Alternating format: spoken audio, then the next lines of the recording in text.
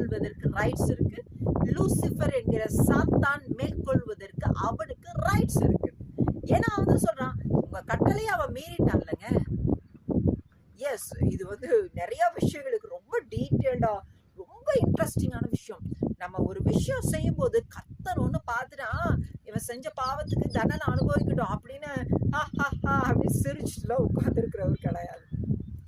துடிக்கும், தாயில்லம் துடிக்கும். நம்ம மனுஷனா இருக்கும்போதே நம்ம குழந்தைகளுக்கு ஏதோ ஒரு சின்ன விஷயம் துடிக்குது இல்ல.